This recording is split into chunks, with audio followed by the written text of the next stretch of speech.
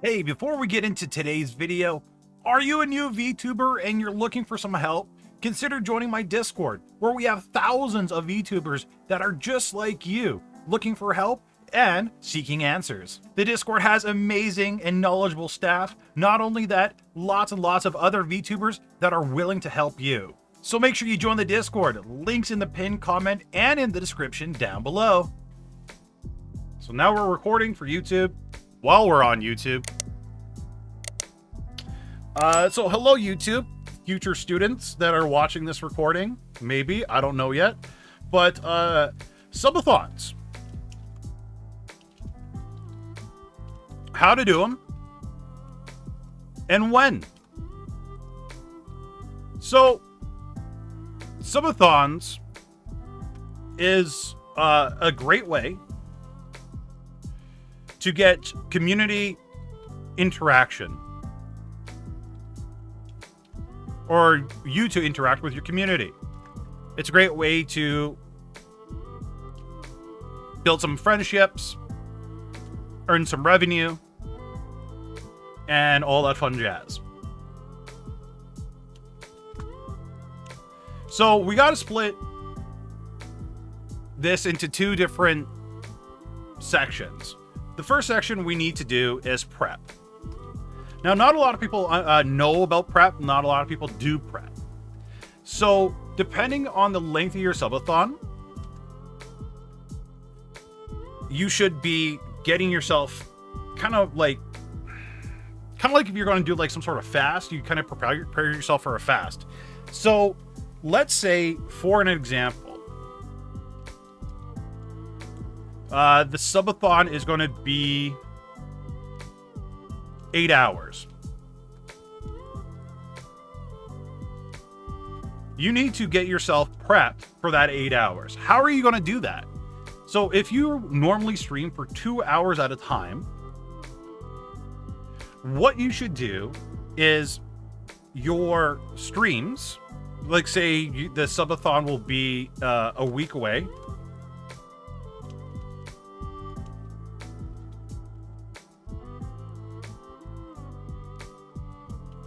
What you should do is your next live streams, add 2 hours per live stream and get yourself up to almost, or if not, to the 8 hours minimum.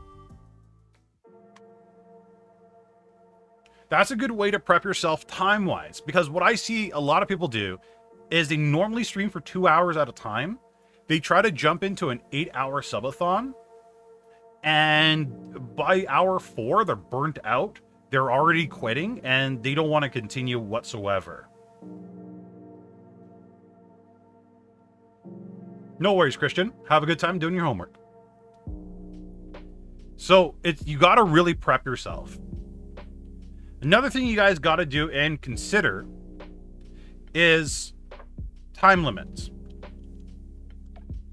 So typically on subathons, if somebody donates to you, the donation adds X amount of time. So you need to put a time value on that subscription. So if somebody subs to you, does the one sub equal, let's say, 10 minutes or an hour? That's something you got to figure out before you go live. That's very, very, very, very important, right? Because if somebody comes by, and especially somebody in your community comes by, you really need to make sure they're not going to drop down 20 and you're going to be live for the next 24 hours. So time limits, right? Time capped? Yeah. What you should do is establish a time cap. Don't be like those streamers out there that do 24-hour marathons. I'm sorry, you guys are really small. Not a lot of people are going to chill for the entire 24 hours, especially if people donate for the full 24 hours. At your guys' current size, for most of you, not all of you, but for most of you, don't do 24 hours. You're just going to burn yourself out, and then you're going to take a week away from streaming. So please, please, please, please, please, please do not stream for 24 hours. But I would say for people your size, 12 hours max. And that's stretching it. That is seriously, like, absolute max is 12 hours. She got huge donos and streamed for like 4 days. Yeah, don't do that. Don't do that. Please don't ever do that. You guys are way too small to really just start doing that right now. So this is the main things you guys want to do for prep. Another thing is, you know, obviously make sure you have lots of food and water next to you. Make sure that you have a lot of bathroom breaks and walking around every hour. Very, very, very, very, very important. Well, if she pauses her the timer when sleeping, yeah, I still wouldn't even do that. I still wouldn't even do that. Not even if you guys are even sleeping. Sorry. That's just me. So, that's just me. What about the VTubers who throw up a sleeping screen? You can if you want. I wouldn't. You can if you want. You really can. What you should do, this is the big brain thing that you guys should do. If you are going to go to sleep on this 24-hour stream, if you decide to do one, this is the 1000 IQ. Okay, you guys ready for this? 1000 IQ? Play your old streams, or even better, YouTube videos that you made while you sleep. There are some people in your fan base that will watch you sleep. There are some. But you will have a lot more people staying if they get to see something moving on the screen. So throw up your old streams, maybe long games, like say if you play Detroit Becoming Human or a story-based game, you would want to throw up an old stream like that. Or like I said, a YouTube video. Connor from Trash Taste CDog VA, I believe, I could be 100% wrong, but I'm pretty sure him or somebody else threw up old Trash Taste videos while he was asleep. And people were watching him and old Trash Taste videos. And what that does is it allows people to see all sorts of different content that you've made, and older content too that they didn't know existed. So if you're going to do the 24-hour route, this is what you should do. Okay? But please, for the love of God, don't do 24-hour streams and be awake for the entire 24 hours. I promise you, you guys will just lose energy and you will hate yourselves.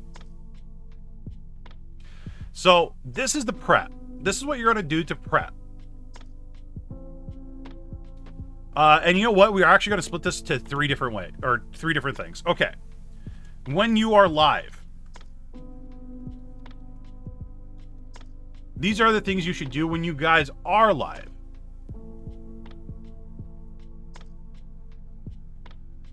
Stick to your own rules that you set out for yourself. So, for example, time limits, time caps, the amount of food and water you got to intake, so on and so forth. These should be things that you set yourself up for, and you got to make sure you stick to all of them. You have to. Okay? When you are live, you also got to make sure that your games are already updated. If you are somebody that's like me, and your Valorant makes you restart the computer every time it updates, make sure your Valorant's updated before you go live. This kind of goes into the prep stage, but you can do this while you're live as well. Entirely up to you. But some games require you to restart your computer, like Valorant for me. I don't know why, but make sure all that stuff is done. And if you got to do it live on stream, you got to do it live on stream. But you know, just do it. That's pretty much it when you're live, because a lot of the majority of your work is going to be done here in the prep stage. So it's pretty straightforward. Now, this next section here is 100% my opinion. I don't know if you guys will agree or disagree on this particular one. I don't know. When you should or consider doing what? And some of you guys will not like my answers on this. But minimum 15 average viewers. Once you hit that 15 average viewer mark on Twitch, that's when I think you guys could consider doing it, or you should do one. The reason I say that is because if you have 3 or 5, a lot of people have lives and they just go away. So you need to really just do it when you have an established community. And maybe, I want to say 300 to maybe 700 people on Discord. The reason for that is because you want to add everyone. Not all the time, but maybe once every 2 to 4 hours that you are live doing a subathon. And I've seen bigger streamers do this, and it seems to work for them pretty decently. Is it possible to do one on YouTube? Oh yeah, for sure. For YouTube wise, I would say probably if somebody donates money, like for example, like $1 per hour type thing, or $5 per hour. They donate $5 and it adds 1 hour. So yeah, maybe do add here instead of add everyone. I would do add everyone. I know there's some of you guys that are very insistent that, you know, you don't want to bug your entire server. But again, this is a way for you guys to build up your community. You're not doing these subathons that often. You really aren't. This should be like once in a very blue moon. I mean like once a year thing. Not a once a month, not once a week, once a year. So if you're doing an 8-hour stream and you're doing an at everyone every 4 hours, that's not too bad. Oh, will it? Okay. So add here will tag everyone online. Okay, that's cool. That's cool. That's cool. Okay. So yeah, you could do that. Add here. I did not know that add here did everyone just online. So that's good. That's cool. Now I've learned something. Thank you. So 15 average viewers, 300 to 700 people in Discord. I'm hoping that you guys are having a YouTube channel. If you guys want to make this a full-time job, you gotta have a YouTube channel. What you guys should do as well is post on YouTube, either in video format or a post on your YouTube channel saying that you're going to do a subathon, right? That's what I would do. I would also... actually, maybe not.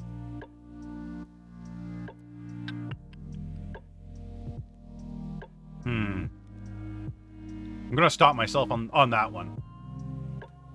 Yeah, no. Okay, never mind. So yeah, post on YouTube, a video, and then same thing for Twitter.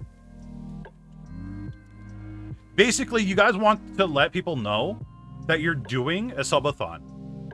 How early should you let people know you're planning? Month, 2 weeks in advance or so? So, it depends. It depends on the subathon you're going to do. So there are two different types that I typically see of subathons that people do.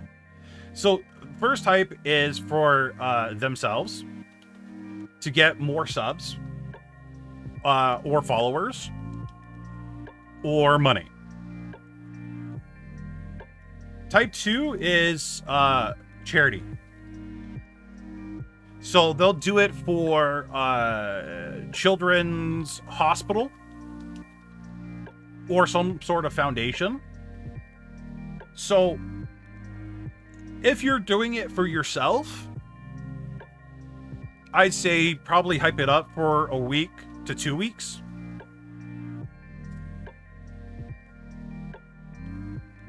If it's for charity, I know this is okay. This is the thing I didn't want to say, but this is kind of like messed up. I'm not gonna lie, this is messed up. I see people doing it all the time though.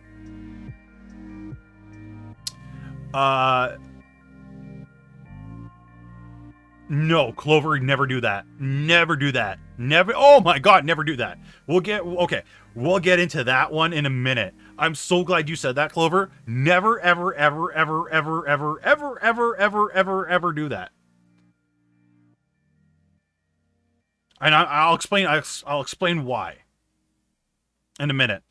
But charity, what you guys should do is 1 month, hype the hell out of it. Once a week, one time per week for that month, and post like even on Reddit. I'd post literally everywhere, and like I would get art done. Like if you're an artist and you know how to draw art for it, and oh my God. Okay, so I'm going to show you guys something. And this is how you guys should do a charity if you're going to do one. Twitch has actually made this very easy. YouTube, it does not unlock unless you have 10,000 subscribers. So YouTubers, I'd say just hold off on this for now. But, where's Twitch? Twitch. You guys can't see it yet. That's okay. Creator dashboard. So if you guys go to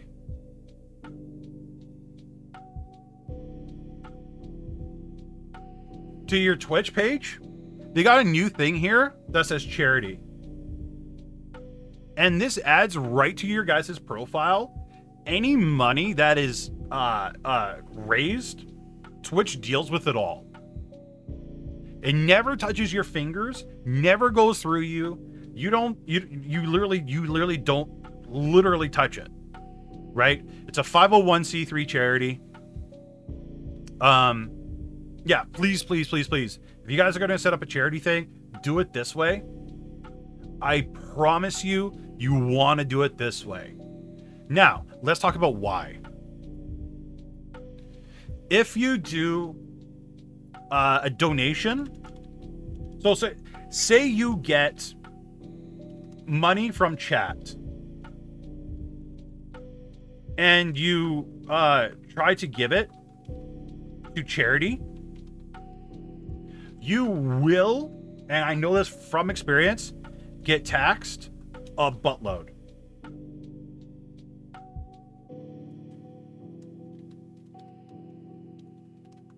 Like a literal buttload. They will tax the hell out of you. Please don't do it. I've seen streamers get accused of not sending the donations that they promised to send to charities. Okay? Do not just avoid that hassle. Just avoid that hassle, please, for the love of God. Right? Donations are refundable, tips aren't. Yeah. So like if you give all the money to the charity, right? They did the donations, and half a month later, when the money's already gone to the charity, people do a chargeback. you're out of pocket, right? Just do it through Twitch. Let Twitch deal with all of it from top to bottom. If there's a chargeback, Twitch will deal with it. If there's any problems, Twitch will deal with it. Please, for the love of God, guys, do not do it on behalf. Don't say, I'm going to donate X amount of money to charity. If you're going to do charity, get the button, put the button on your thing, and just be done with it. Okay. There was a streamer who was in a wheelchair. Okay. He wasn't raising money for charity, but he was raising money for himself to get like surgeries and new wheelchairs and so on and so forth. He pretended to be in a wheelchair for over a year and then stood up one day. Right? It made it magically stood up one day. Basically, he was scamming people. You guys can see it online, but there's a lot of people that sent tips and so on and so forth. A lot of people lost money, right? And just like, and people made charities for him as well in the past, trying to raise money for him. If there's a scandal like that, legit, please just don't do that, guys. Just for the love of God, just, yeah. Iron Mouse did a huge subathon to get a new hospital bed put in her house. That's pretty cool. So a subathon for herself, that makes more sense. She didn't do it through a charity. So yeah, like I said, let Twitch do it. Okay. So this is pretty much what you guys got to think about for subathons, how to do them and when. This is the when right here. 15 average viewers, 300 to 700 people in your Discord. Thorn mentioned at here because it does it on for the people online. You might want to do, I don't know. There are a lot of people that appear offline as well, so I don't know. You could do at here or at everyone. Entirely up to you. Once every 2 to 4 hours. Don't be spammy about it. Right? Only do it for that charity. You should only do charity or these streams once every year, not more than that. Don't have the button. Do you have to be a certain level? I don't know. I think you have to be affiliate. I think you guys have to be affiliate before you get the button.